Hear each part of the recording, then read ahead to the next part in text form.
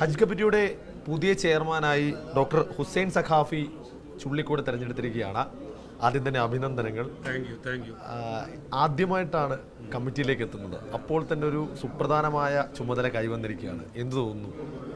പ്രധാനമന്ത്രി ആദ്യമായിട്ട് MP ആയി വന്ന ഉടനെ തന്നെ പ്രൈം മിനിസ്റ്റർ ആവുക ചെയ്തത്.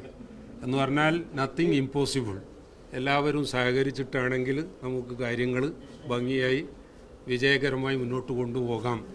എല്ലാ കമ്മിറ്റി മെമ്പേഴ്സ് മുഴുവൻ, എസ്പെഷ്യലി നമ്മുടെ മിനിസ്റ്റർ, ഗവൺമെൻറ്റിൻ്റെ ഭാഗത്തു നിന്നൊക്കെ എല്ലാ സപ്പോർട്ടും ഉണ്ടാകുമെന്ന് പറഞ്ഞതുകൊണ്ട് യാതൊരു ഭയമില്ലാതെ ഏറ്റെടുക്കുന്നു.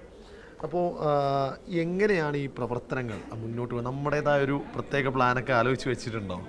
ഇല്ല, ഇതിനെ സംബന്ധിച്ച് മുൻധാരണയൊന്നും ഇല്ലാത്തത് കൊണ്ട് ഭാവിയെപ്പറ്റി ഒന്നും തീരുമാനിച്ചിട്ടില്ല. അതൊക്കെ based on the consultation. Hajj committee മെമ്പേഴ്സുമായിട്ട് ചർച്ച ചെയ്തിട്ട് ബെസ്റ്റ് ഓഫ് ഹാജീസ് ഇൻട്രസ്റ്റ്, ആ ഹാജിമാരുടെ ഇൻട്രസ്റ്റിന് അനുകൂലമായിട്ട് ഏത് തീരുമാനം എടുക്കണോ അതെടുക്കും എന്നാണ് ഇപ്പോൾ തീരുമാനിച്ചത്. ഇപ്പോൾ വളരെ പ്രവൃത്തി പരിചയമുള്ള കുറച്ചധികം പേർ കമ്മിറ്റിയിലുണ്ട്. അതുപോലെ തന്നെ ചെയർമാനെ പോലെ പുതുമുഖങ്ങളുമുണ്ട്.